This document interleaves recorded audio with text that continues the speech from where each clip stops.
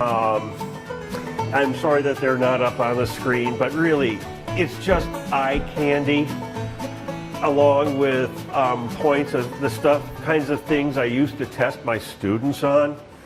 And they didn't watch them. I don't see why you should either. And invariably, when I talk at one of these things, somebody or something knocks me glorious off my feed. We jump down another rabbit hole, and I don't even remember what I said. It's kind of a pleasure to me to be speaking on camera today because I'll finally figure out what the heck I said. Yeah, that way you will not get a migraine from the light bouncing off of my head. And I will try to keep my pacing around to a minimum. Here's what I have for you today. First of all, my life story, as much of it as you're ever going to get, and much more than I talk about when I'm across the river in Winona, because I'm home. I was born in Racine, Wisconsin. My mom and dad were born in Winona. They met in Winona, fell in love in Winona. They even got married at St. Stan's. And they moved down to Racine, Wisconsin. That's the sad story of how I am from Racine, Wisconsin. But actually it worked out in my favor, I guess, because I got to be from Wisconsin. I can say that here. I'm a Packers fan. But I've always wanted to live in Winona. My mom and dad brought me up to Winona to show me off to the fam when I was 5 months old, my very first Christmas, and I guess I howled in the car all the way up from Racine, Wisconsin, all the way to Winona, Minnesota. I would come up here for family events. I would go to Mass at St. Stan's Church, where my mom grew up right across the street from it, and say, God is here. And moreover, God is Polish. I firmly believed that as a kid. And my mom never made the slightest effort to talk me out of it. That's how I feel about Winona. I would come up here to visit my cousins in college at Winona State and La Crosse. And we'd get all plastered, and then sometimes I'd just go walk around the cemeteries afterwards because that was the really interesting part. And I never lived here. I came here for a visit in 1988, where my Uncle Jim and Aunt Phoebe drove me all over Wabasha, Fountain City, Winona, explaining everything. And they ended it by taking me to meet a couple relatives, in fact, 3 relatives I didn't even know, Wally and Eleanor Craich. We had the nicest visit with them. They told me all sorts of stories, but what they really wanted to talk about was their adored grandniece, who was out on a lawnmower mowing the front yard. You know what this said to me? It says, here in Dodge, you have a place where the 15-year-old grandniece mows her great uncle, because that's just how people are raised here, because that's what people do here, and yes, indeed. It turned out to be my cousin Becky Kaldunsky, who got me my first gig, my first published gig in the Polish history business, when I actually contributed like about a few paragraphs to your epic book on Sacred Heart St. Wenceslaus. And I was off to the races. I rebuked Nancy for getting us together every single time I talked to her. But I want to say, nice rabbit hole, cuz. It's a wonderful rabbit hole to be in. I live in Winona now, up in the hills, by myself, very happily, knowing things about Winona. I know them. Sometimes I write about them. Merle and I have had we still do have a grand time talking about these things. I don't know how they're going to come out yet because life keeps throwing me curveballs. I did not know much about Dodge, Wisconsin growing up. I knew even less about Arcadia, and Pine Creek was a church. That's it. My mother grew up in Winona, Minnesota. Her dad was from Winona. Her mom was from, we always thought it was Dodge. And somewhere along the line, I realized it's from Arcadia. Ann Pulowski, the famous storyteller, Born under Haynes Hill, oh, I know that Dodge and Winona fight over her. She's really from Arcadia. And I never got the chance to ask her when we were over there because she would have probably said no. But that farm is physically in Arcadia Township. That's maybe one thing I don't know that you don't know. But really, I have pictures and stuff. I don't want to come in here and start telling people who are Polish people from Arcadia what their history is, what they should know about, because I have no idea. I do want to talk about a couple points, though, that I really do think are very important. Is there a blackboard even here? I could probably work a blackboard. Imagine a giant Venn diagram. One circle is Winona. The other circle is Dodge, Pine Creek, Arcadia, Bluff Siding, Marshland. And the magic place they meet in the middle is Bluff Siding. I got up last Monday and tried to talk about Bluff Siding, a subject I have absolutely no knowledge of other than that I've been to the hillside a few times. Who hasn't here been to the hillside a few times when they can afford it? How many of you have not seen the Stockyards Cafe? How many of you have not driven up or down or both Dodge Hill?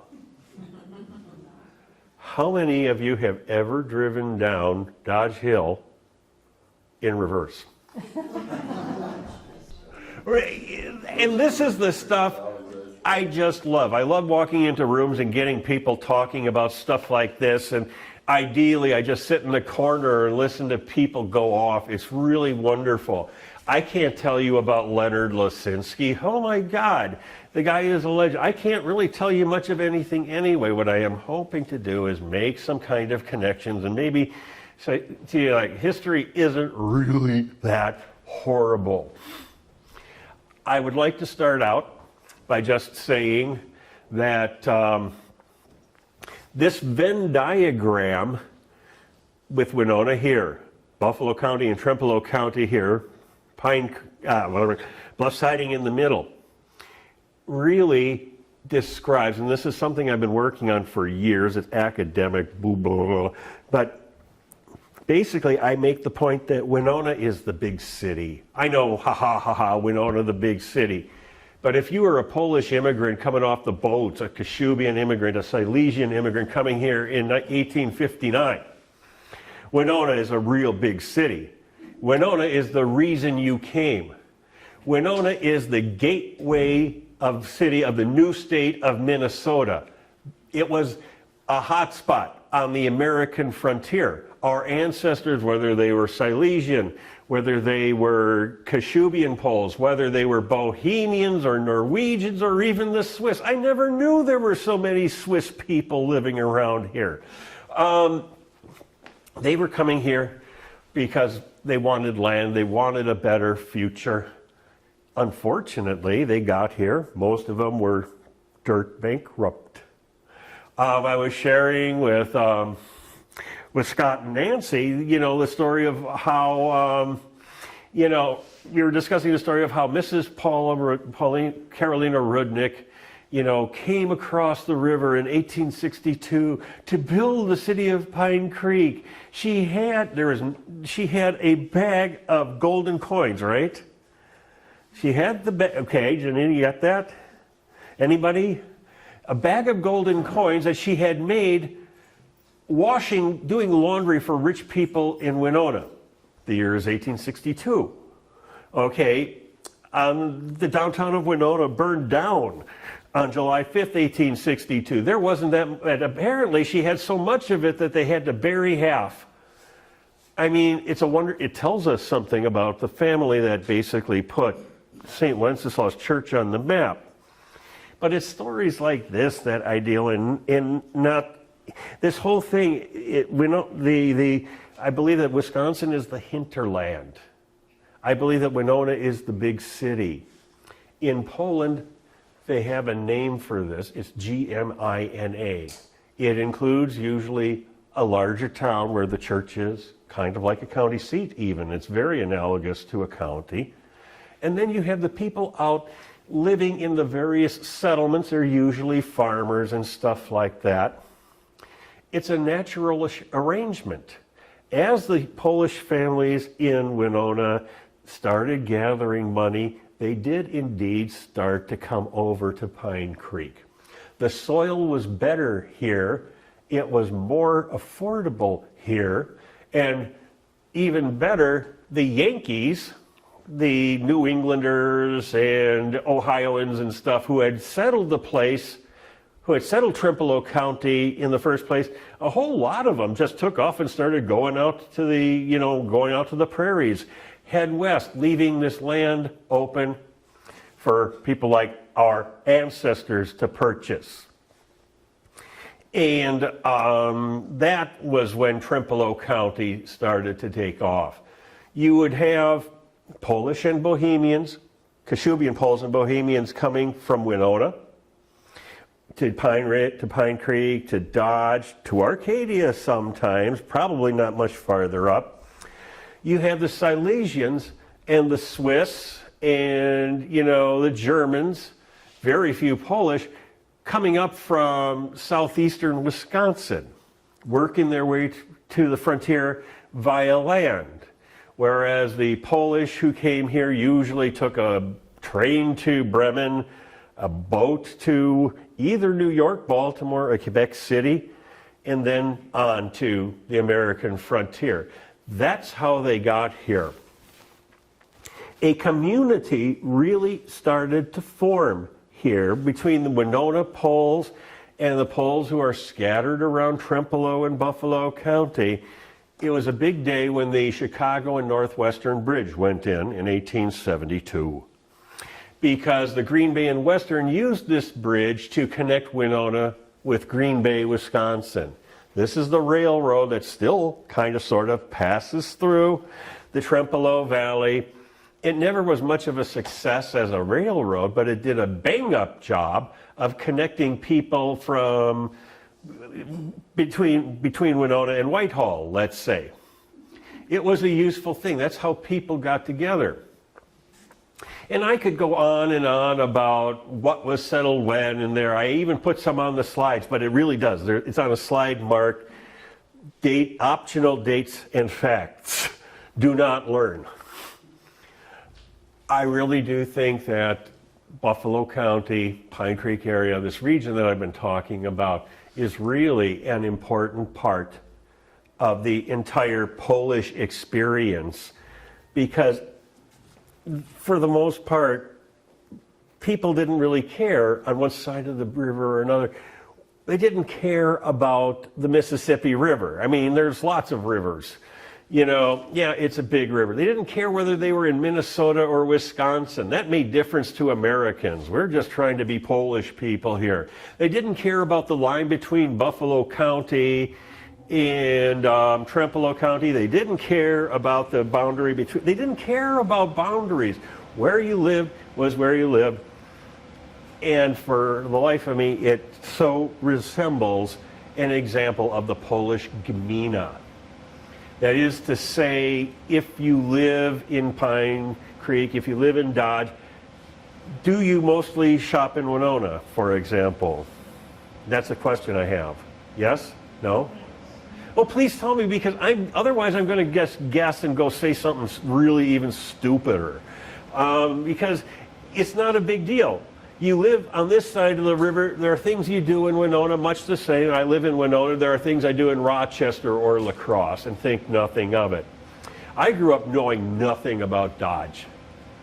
I grew up knowing nothing about Pine Creek or Arcadia or any of that stuff, because my mom went to all these places when she was a girl, but when we were growing up in Racine, Wisconsin, we didn't hear about Dodge. When we came up to Winona, we went to St. Stan's, we did Winona things, and Dodge is in my blood. The reason why I know anything at all or have any props to come up and talk to you about this sort of stuff today is because there are people walking around in any given generation who know things. and they learn them and they figure out how to put the message out. One of these people was Ron Gillespie, who was born in 1933 and died in 2019. He's the author of two important books. One is called Dodge, published in 2007. The other one is called Marshlands and Whistler's Creek Pass on route number 35. It's all in there with pictures. He published it himself, and now the book no longer, he's gone, the book no longer exists. It just flat out doesn't exist anymore. And maybe something will bring it back. I would dearly like to produce something that expressed properly the fact that this is a part of the Winona Polish community right here. And the people in Winona, believe me, they don't know anything about Dodge. It's sad. Okay, I just got to check. I've got plenty of time. That's the boring part of my speech. I hope it'll be the boring. The part I really want to talk about is the people who lived here. That's, and a lot of it I know because I know from Ron Gillespie. But there are certain families I would just like to say the names of and tell you a couple of stories. How these were people who were known on both sides of the river, because really both sides of the river are part of one whole Winona type Polish community that I don't have a name for. But it's there. I suppose I could start out with I will start out with Mariana Mondry. Mariana Mondry was an amazing woman, a mother. She and her husband Joseph Mondry had six children. They had a son who died, the rest were daughters. Mrs. Mondry, Mariana Mondry, decided that she wanted to move to the United States. I don't know how it panned out, but she and five of her daughters came to the United States. The five daughters bore the married names of Kulas, Latursky, Gillespie, Hydrovsky, and, I don't remember the other one. But as I pointed out in Winona, if you're Polish, there is like your folks have come from here. There's like a 70% chance you are a descendant of Mariana Mondry.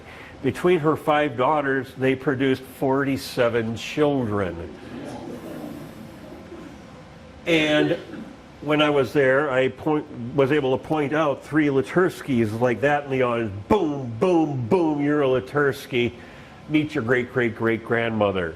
She was an amazing woman who served as the midwife for Dodge, Pine Creek, and anybody who showed up at her house. She went out there into her 70s. If she wasn't your great-great-grandmother, she delivered your great-great-grandmother. And that's probably true. We ought not to forget people like that. We ought not to forget people like August Bambenek. August Bambenek is the namesake of Bambenek Street in beautiful downtown Dodge. If I recall correctly, it feeds right into Keldunsky Street. That's my kind of town. I'm a Bambenek. My grandfather's name was John Charles Bambenek, and he was born and raised in Winona. My grandmother Laura Leocadia Polowska was born in Arcadia. Okay, another cross-river relationship. August Bambenek was the original restless man. He arrived in Winona in 1860, came over with the first wave of immigrants to Pine Creek in 1862, and then he went back to Winona by 1870 where he was a grain dealer, but then he got elected the first postmaster of Dodge in 1875. You can really get your head in a spin trying to track August Bambenek. And if you drive up here, as we did, up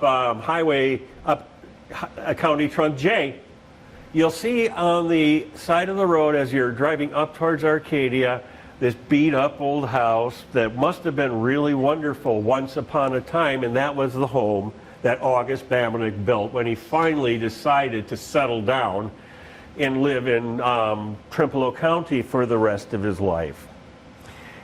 And August Bamenick has a special role in my life because when his cousin, Martin Bamenick, who had just emigrated from Kashubia to Chicago, wrote him, "Hey, August, cousin, I am here in Chicago." August wrote to him and said, "That's not where you want to be. Come up and lead the good life up here in Winona." And that's how my great-grandfather, or something like that, wound up in Winona running a sleazy tavern and grocery store where in 1875 some transients came in and said, "Open the saloon." "No," said my great-grandfather Martin Bamenick, "I will not open the saloon because it's Sunday." So the guy stabbed him with a penknife. My great-great-grandfather pulled the penknife out of his arm and stuck it into one of the two intruders. He did some other things too. You should have seen the guy that I was fighting with. That's the kind of life they lived there. It was kind of nicer and gentler here. Another thing is when they came here, whether they lived in Winona or not, they wanted to be farmers. These people, a lot of the Winonans assimilated. August Bamenick sometimes he was a commodities trader, a grain broker, and then he'd come over here and try it on the Wisconsin side for a few more years. He finally wound up over here. Another family I want to mention, because I have to, is the Jacob Pulaski family. Members of his tribe are here.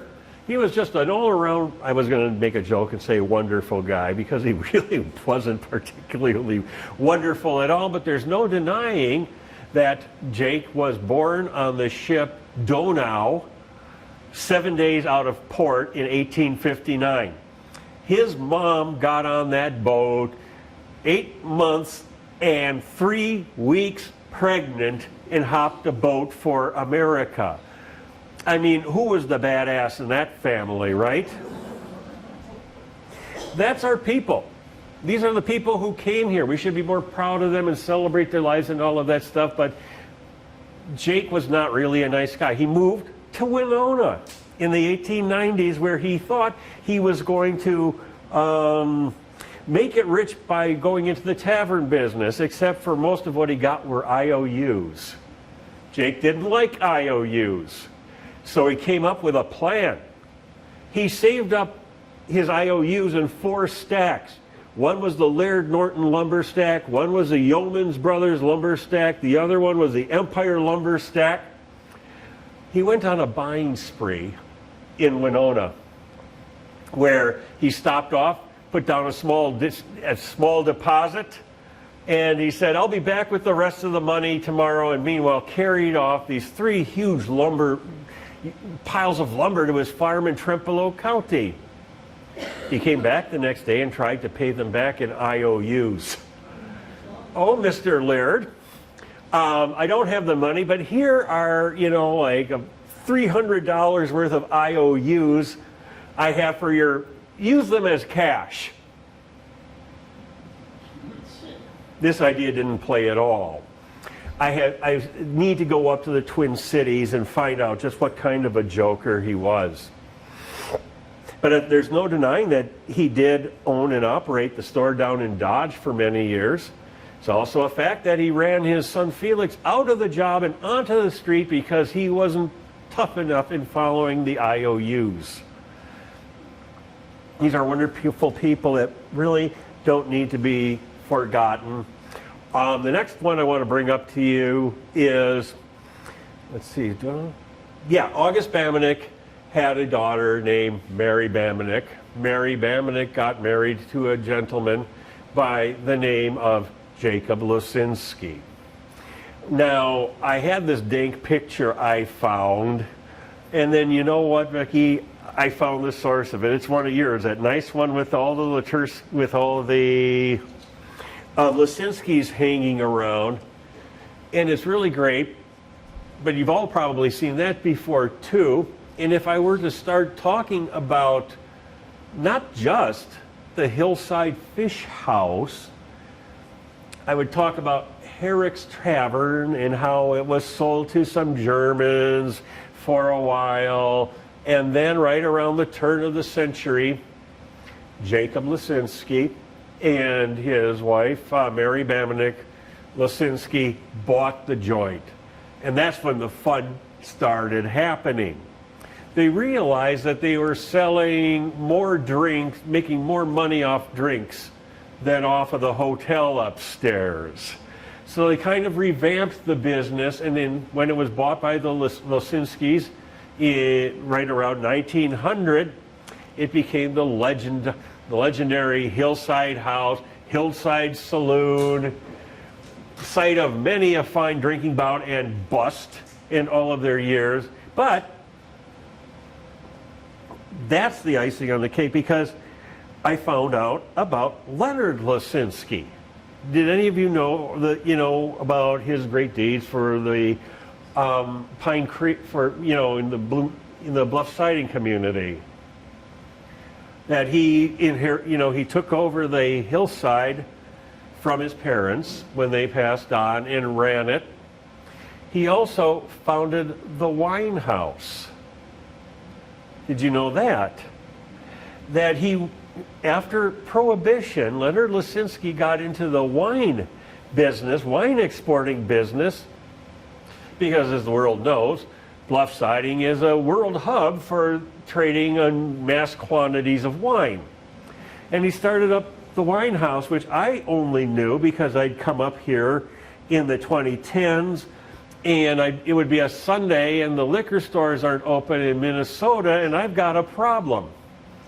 I discovered the wine house. How did it get here? But there are even better stories about the hillside story that Ron Gillespie recounts for us. Do you know where the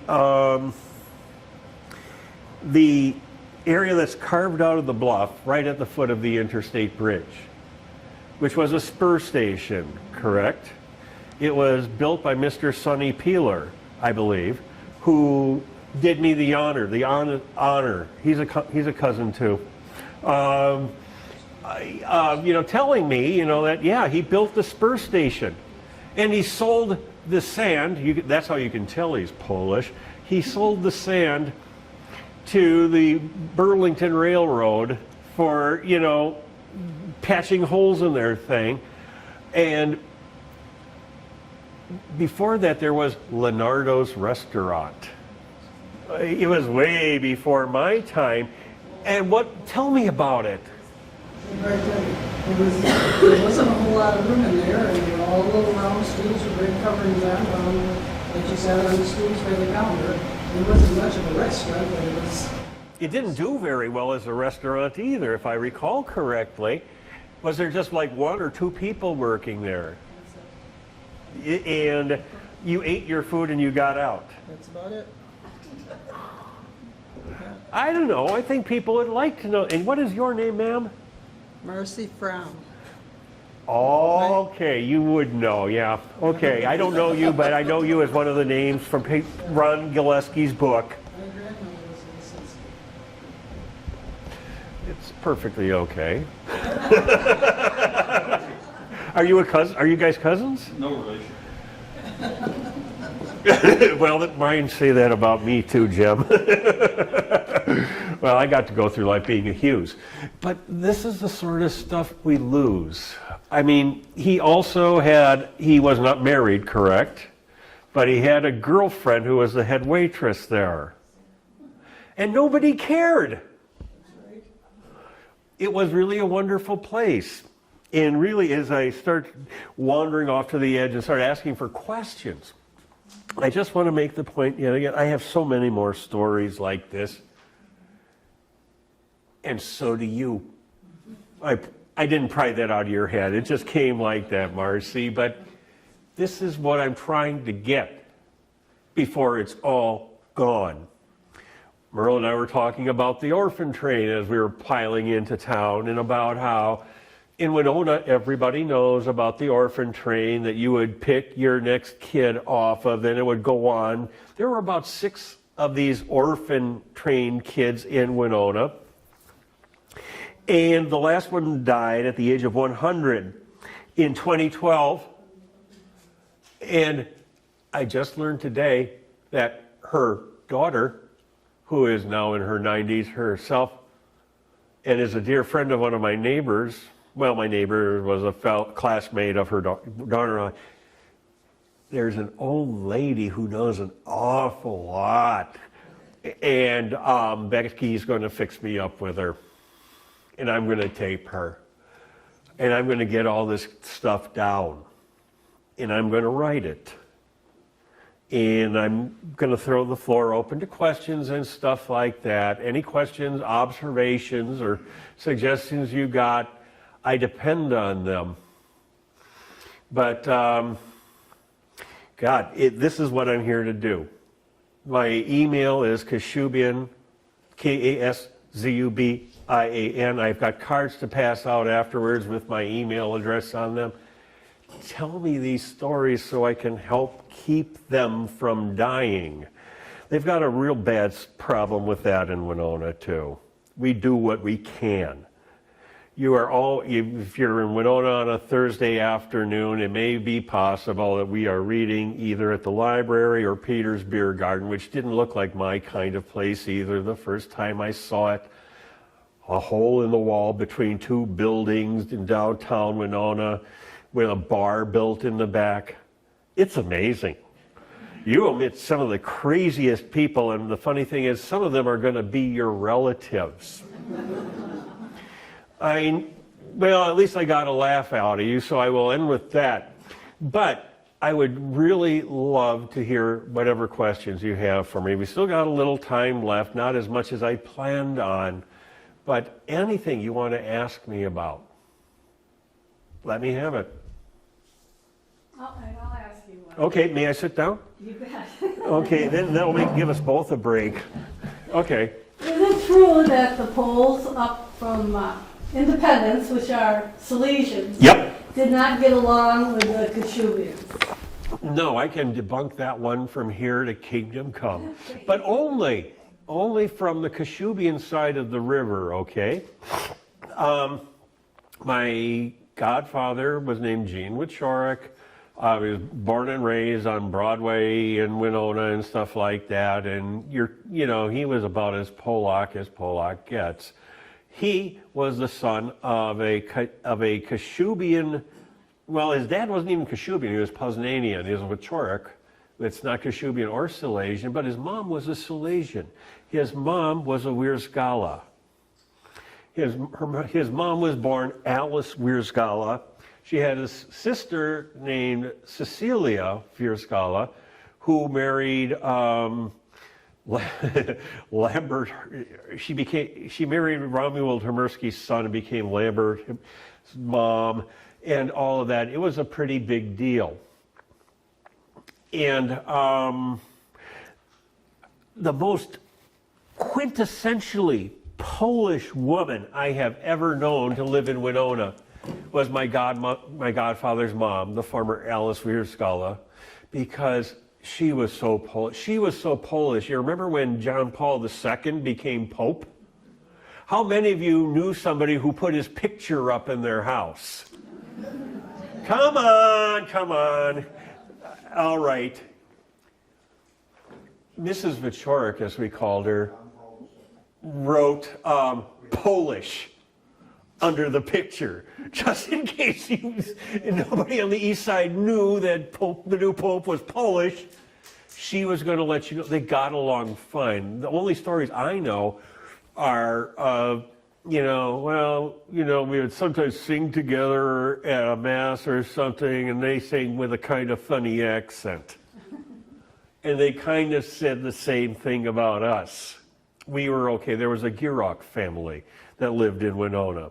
There were a few Kashubians that lived in Arcadia, maybe a couple as far as north as Independence, but that's it. We've always gotten along to the best of my knowledge. Was the language a little different? Slightly. It gets into the question of, the ever popular question of, what is a language and what is a dialect? Is Kashubian or a language or a dialect? Go over there and ask. You'll get a lot of interesting answers. The Silesians make it even more of a big deal because there are a lot of Silesians who really do believe they are German. There are a lot of Silesians who believe they are Polish Silesians. And there are a lot of Silesians say, we are Silesians and that's it. We're not anything but Silesians. So you're kind of wandering off into that territory, and I don't really do good at that sort of stuff. Anybody got a question I could answer? Yes? So, Silesian and Kashubian, is it from the area that they immigrated from, or what is it? Well, I tell you what, because I believe so much in what I do, I am going to, yes,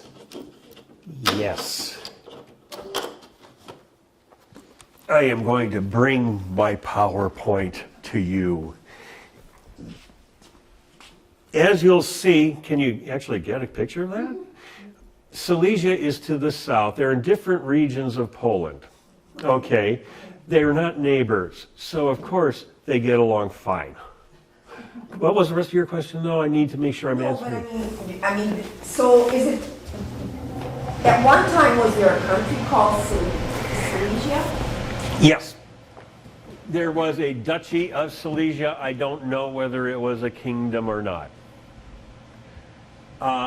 And there are people who believe that Kashubia is a nation. There are people who believe that Kashubia should be its own nation right now. I call it Liechtenstein envy myself. And the others who just say, now we're all Polacks. You know, and I think in Winona, I can't really speak for Trempealeau County. That was good enough for my ancestors. So if you hear a Polish name, Uh-huh. can you tell if it belongs to the Silesians or to the Kashubians? I'm pretty good at it. I wouldn't say infallible. Just a general, like, I couldn't tell. No, I was having a nice gentleman, I was having talk with a nice gentleman on the way in, was telling me the names of some of the families. I said, nope, you're Silesian. If it's in A-L-L-A. Sonsala, Virskala, okay, that's Silesian, you know. If it ends in a K-A, it's usually S-K-I. all bets are off. You know, I never got to grow up with a ski on my name, and I'm sure living in Milwaukee, it made my life much easier, but I've always kind of felt the shame of being a stealth Polak. You know, maybe I could be Hughes down the line. More questions about that? I'll take questions on anything. Ask Okay. Cemetery, you'll see him up there on the gravestone. Yep. And I know you know the Does anybody else need? I mean, Jim knows and I know, and there's a few others. Jim knows that cemetery way more than anybody else in the history of the human race will ever know. He did the Find a Grave back in 2011. And get this, were there even any online records, or were you just working the books? Both. Okay, so you, There was a survey done in 1985. They surveyed, it was something with the state. I don't know if Nancy remembers something about that or not. Mrs. Going over the hill by Gill's, Mrs. Hilton. She was part of the survey. And they surveyed the cemeteries, they kind of wrote what graves they had found. There was a group of ladies that went, you know, and they documented what was there. And when I went back a year later, many of them graves are gone. And- Because a number of them that have disappeared. And then I got the records from the diocese in La Crosse. And Father Altman was doing it for the 150th book. And I got the records for Father Altman, which gives us a lot of the older records, which there's no stones, they're very good. And then my mother lived at 98, so she remembered some, but okay, and when did she pass on? 16. Okay, so it was, okay, so she, well, I'm sure you had to have gotten it somewhere, jeez. But all the history that we have, it was our grandparents we should have asked. But my mom used to always say, everybody knows that, but they didn't know it. Their generation knew it, and they're gone. And it wasn't special to them either, right, No. Becky? Uncles and aunts who didn't know, I asked Uncle Gene, I said, remember any of your uncles and stuff, or did Grandpa have brothers and sisters? Oh, I don't know. How come you don't know? It wasn't something they talked about. They didn't live here handy, so yeah, maybe we had something. Yeah, I mean, it's like we used a cigarette light, the thing in the car, what used to be, the PowerPoint used to be a cigarette lighter. Now you see me, you're old if you know what this means. The things that are, we need to, Ron Gillespie saved them so we can have them, but they still need saving. They need aggressive saving. I heard a legend from Jerry Kukowski, who now lives somewhere else, Pirate Steve's brother, the guy who makes coffee nervous.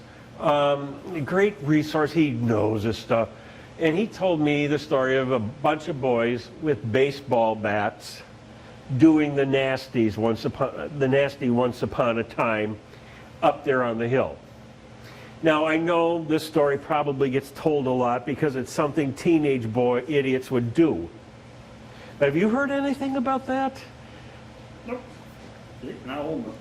Well, They no. probably were talking in Polish at the time, so I wouldn't understood maybe. Well, no. This guy said it wasn't. It was. I can't imagine a Polish There kid. are many things our parents would talk about, but you didn't know what they were saying because you didn't understand Polish.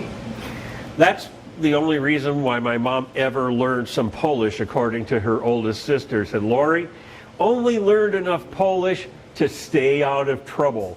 If they were talking about her, she made herself scarce. And that sort of talking was always done in Polish. I mean, how many of you had parents that could speak Polish? Fluently? My mom she could only sing the Polish national anthem, which she taught to us only to make our dad angry at us. Say, my God, I live in a house full of Polacks.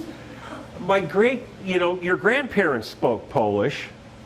Some of them may have spoken Kashubian, and they never thought about it, except for little pockets of the family where they do tend to live for a while longer. It's completely by accident. Like Ron Gillespie said, when he moved with his grandparents, they brought him over the summer because they didn't have enough. Times were tough. So he said he was boarded with Grandma and Grandpa. He said they only knew Polish. He said, I didn't know any. But he said, it didn't take long, he said, to understand Polish what was no. Oh, God. There was also this real dank curse that my mom knew, but refused to teach it to us so we could memorize it. It had diabli in there, and it had a couple other words I later looked up, and they weren't very promising either. But, how much of this stuff can we preserve? How much of this stuff should we preserve? I don't know. I'm going to keep after it anyway. And if you'd like to talk with me afterwards, I would love to talk with you. Next time I will have the whole slideshow rig up and flying because I hope to give this talk over and over again all over Trempealeau and Buffalo County until I either get it right or run out of people I can con into seeing it.